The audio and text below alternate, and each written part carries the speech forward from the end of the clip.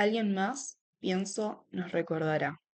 Safo de Lesbos, fragmento 147. Hola compas, hoy quisiera inaugurar un segmento especial del canal que reponga en filósofas mujeres. En particular, en el día de la fecha vamos a ver los aportes de algunas mujeres que vivieron entre los siglos 7 y 6 antes de Cristo en la antigua Grecia, en el tiempo en que se consolidó lo que llamamos filosofía occidental, obvio. La historia que hoy quisiera reponer es la de aquellas que lucharon por la palabra y la constituyeron en discursos, poemas, escritos, en un momento donde la palabra no era algo universal. Y teniendo en cuenta que la filosofía, como disciplina histórica, ha sido cimentada en discursos masculinos, constituyendo así una ciencia característicamente patriarcal, que pone en el centro al sujeto hombre, en mayúscula, aristocrático, burgués, etc. Para ello, haré uso del libro titulado Las griegas, poetas, oradoras y filósofas de Mariana Garnela Hueso, docente de la UBA y especializada en la divulgación de la filosofía antigua. Así que también, en honor a las filósofas contemporáneas como ella, comencemos. Safo de Lesbos fue la primera poeta griega de la que conservamos algunos versos, en la segunda mitad del siglo VII a.C. Cabe aclarar que el alfabeto griego se instauró en el siglo VIII a.C. Reconocida como la musa mortal, Safo se dedicó a la composición de poesía lírica y canciones de bodas llamadas epitalamios. Esta lírica era cantada por una sola persona. Himno a Afrodita es la única obra que se ha podido reconstruir por completo, teñida de reflexiones acerca del erotismo y más tarde de la presencia sonora, disruptiva, de las mujeres en una polis silenciada. Así me gustaría reponer en algunos de sus fragmentos. Abro la cita en el fragmento 16. Algunos dicen que es una tropa de jinetes, otros de soldados, otros de barcos, lo más bello que existe sobre la tierra oscura. Yo digo, en cambio, que es aquello que alguien desea. Cerrada la cita, podemos encontrar aquí una belleza a la cual se le quiere dar forma, se la quiere descubrir, que recae en la mera acción del desear. Safo encuentra que la virtud de la belleza recae justamente en aquello deseado, sin importar el contenido que fuese deseado en cada caso. Otra característica que hay que tener en cuenta es el yo de Safos, que enfrenta la palabra pública exclusiva de los hombres. Esto constituye un acto distinguible de autoproclamación, en sintonía con la palabra perdida de muchas otras mujeres. Además, establece una contraposición entre Pólemos y Eros, es decir, entre la guerra y el deseo. Subraya la destrucción y la transformación que suponen ambos procesos. Procesos que presentan paradojas, son agridulces. Pero vamos a detenernos en el Eros, aquello en lo que reflexiona Safo. Y dice aquella: como la dulce manzana enrojece en una rama alta, alta en la rama más alta, los recolectores de manzanas la olvidaron. No, en verdad no la olvidaron, sino que no podían alcanzarla. Deseamos así lo ausente. La distancia es un color del deseo y la falta su principal engranaje. El deseo es aquella manzana roja que se desdibuja en el deseo, pero que también nos acerca a la muerte que somos, ya que el deseo no arriba a ningún puerto, de esa forma deja de ser deseo. El punto inicial del deseo es justamente la ausencia de lo deseado. Algo debe hacer falta. Por eso Safo llama al Eros bestia incontrolable, porque crece en la duda y en la ausencia. Además de esto, Safo hace referencia a temas como la virtud, la felicidad, la muerte y el olvido. En el fragmento 55, sentencia que morir es un mal, dado que así lo han dispuesto los dioses, quienes no mueren. Es el final definitivo de la vida, pero hay un modo de sobrevivir, el recuerdo. Así abro la cita. Muerta permanecerás. No habrá recuerdo de ti antes, ni deseo de ti luego, pues no compartes las rosas de Pieria. siendo indivisible en la morada de Hades, deambularás entre cadáveres sombríos, disipándote. En las rosas de Pieria se esconde la referencia a las musas que nacieron justamente en esa región. Las mujeres serán recordadas por lo que han hecho o dicho, como las hijas de Zeus y Memoria, que simbolizan la historia, la poesía lírica, la comedia, la danza, entre otras actividades que las proveía de voz. Sin el recuerdo, la muerte es doble, y promueve así también, Safo, la acción femenina, al que es sujeto femenino, ligado al reposo y la espera, que puede y debe en realidad enunciarse y ser recordada. Así fue el caso de Safo de Lesbos. Cleobulina de Lindos, también poeta del siglo VI a.C., fue distinguida por ser una de las más antiguas creadoras de enigmas. Primero me gustaría repasar esta composición literaria. En la poética, Aristóteles señala que el enigma se caracteriza por hacer combinaciones imposibles para mencionar cosas que realmente existen.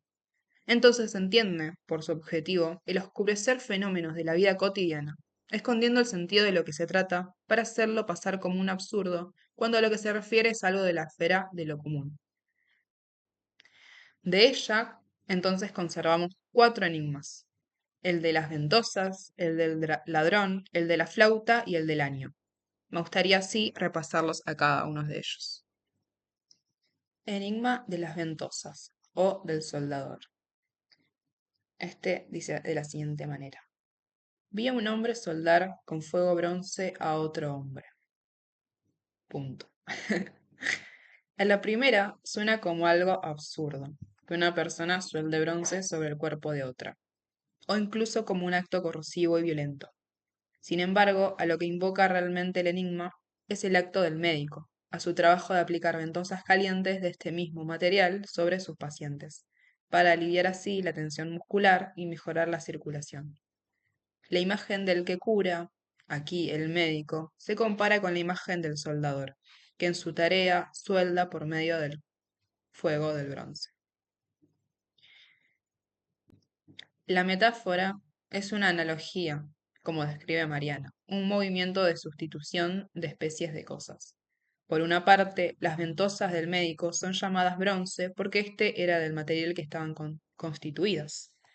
Por otra parte, menciona que el médico suelda porque la práctica médica y la del soldador son ambas de aplicación. Ambas acciones pertenecen al mismo género de actividad. Enigma del año. 1 el padre, 12 los hijos, y cada uno de ellos 30 hijos. Punto final.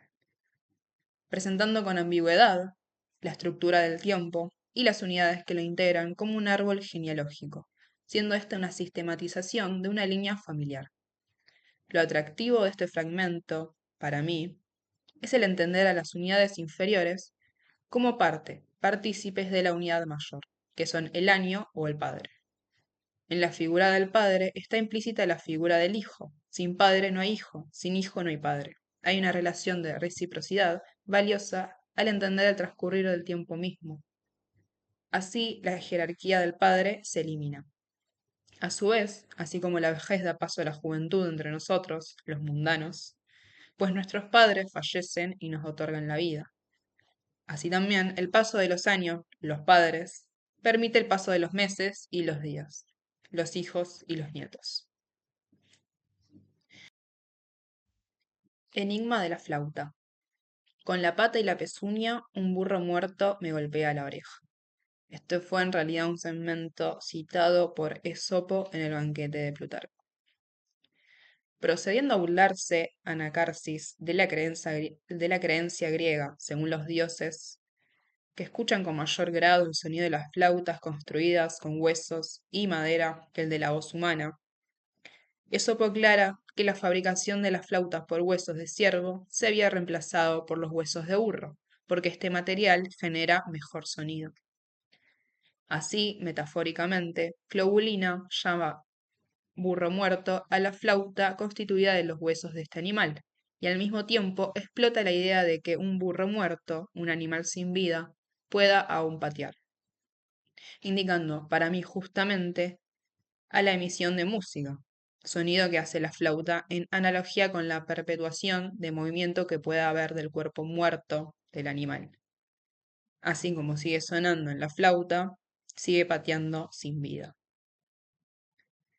Enigma del ladrón. Vi a un hombre robar y engañar violentamente, y hacer esto con violencia era lo más justo. Este acertijo en particular cumplió un importante papel en el tratado anónimo conocido como discursos dobles, al defender la tesis según la cual la justicia y la injusticia no pueden ser definidas objetivamente, sino solo en relación al momento particular donde se lleva a cabo una acción, en donde se da a juzgar que ese hecho es de cierta manera o de otra forma. Se decide por comprobar que el intento del establecimiento de normas éticas y universales carece de sentido, ya que cada caso remite un análisis de la justicia propio. Puesto que en circunstancias determinadas puede resultar justo un acto que de manera abstracta nos resulta injusto, como es el ejemplo de Platón en la República, que justifica el robo a un amigo de elementos tales como espadas y cuerdas con las que pretenda hacerse daño. Cómo se debe actuar y qué acciones se consideran justas o lo contrario, serán un análisis abstraído de cada caso en especial.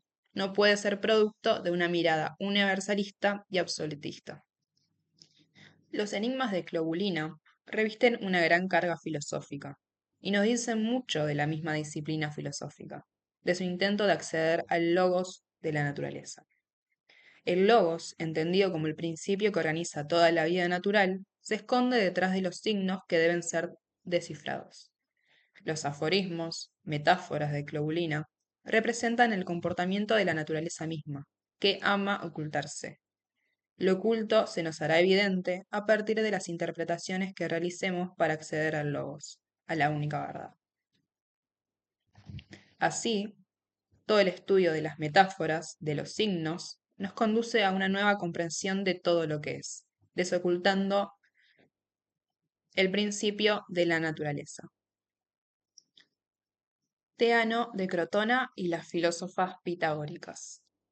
Un análisis de los tratados de las pitagóricas las ubica entre los siglos II a.C. y II después de Cristo. Esta etapa coincide con el renacimiento del pitagorismo que tuvo lugar a fines del periodo helenístico y recibió el nombre de neopitagorismo. Algunas de ellas usaron nombres de pitagóricas del pasado, como el caso de Teano, dado que veían en ellas una fuente de inspiración.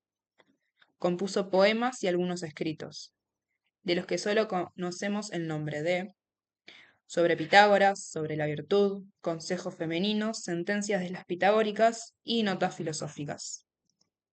La mayoría de las sentencias respetan el formato de creía. En ellas se contesta la pregunta de un interlocutor anónimo. Por ejemplo, cuando a Teano le preguntan cómo llegaría a ser una mujer célebre, ella respondió, trabajando en el telar y compartiendo mi lecho. Tradicionalmente se pensaba que las relaciones sexuales representaban una mancha que debía de ser purificada. Yendo en contra de esta creencia popular, Teano deja ver que la actividad sexual no es por sí misma impura, y que las mujeres también tienen el poder de la elección. Si lo hacen con el marido, sin embargo, la purificación será inmediata. En cambio, si es con un extraño, la mancha no se borrará más. A la que estaba por acostarse con su marido, le aconsejaba despojarse de la ropa, pero así también de la vergüenza, y recuperarla nuevamente al despertar. Cuando le preguntaron ¿recuperar qué?, respondió, esas cosas por las que ha sido llamada mujer. Así, la mujer estaba en iguales condiciones de elegir el goce. Dejaba de tratarse de un acto masculino impuesto sobre la mujer. Ahora bien, ¿cuál era la justificación de que ellas también puedan elegir? Para Claulina, porque ellas también pueden pensar. Tras la sentencia de que 3 veces desafortunado es un varón que confía en una mujer, Teano responde, es mejor confiar en un caballo desbocado que en una mujer irreflexiva, señalando de esta forma que son merecedoras de confianza aquellas que practican la reflexión. El acto de confiar se funda en la demostración de la sabiduría. remitiendo esto al uso del término hombre de palabra, como hombre conocedor, que estudia la palabra, y como hombre de confianza, que no falta a su propia palabra.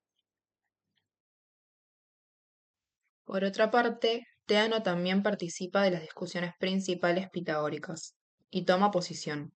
Así va a afirmar la creencia en la inmortalidad del alma y en la justicia post-mortem. Como el alma es inmortal, la muerte no libera a los malvados de la responsabilidad por las injusticias cometidas, sino que, luego de morir, pagan finalmente por ellas. Además, Teano intenta aclarar cuál es la relación que existe entre los números y las cosas. Muchos le atribuían a Pitágoras la tesis que sostenía que todas las cosas se originan a partir del número. Teano defiende que esto es imposible, porque lo que no es no puede ser el origen de algo. Los números no es que no existen, sino que, sino que tienen una existencia inmaterial. De ahí que no puedan ser el origen de lo que se compone de materia. En opinión de Teano, las cosas se originan según el número, ya que éste expresa un orden primero que las cosas replican. La relación entre el número y las cosas, entonces, no es de imitación, como decía Aristóteles, sino de participación. Las cosas materiales participan del número, ya que replican su orden, pero se diferencian de éste, y se organizan diversificándose en todas las especies conocidas de cosas. Con esto doy fin a las primeras filósofas presentadas. Espero que sus aportes les hayan servido también para contextualizar algo de la realidad de la mujer en la antigua Grecia, o por lo menos una de las realidades, puesto que ellas, al ser letradas, también gozaban de privilegios fuera de norma. Sus reflexiones pueden no sernos útiles en la avanzada contemporaneidad, pero sí representan explícitas provocaciones para la época. El lugar de la mujer en la academia nunca fue consentido.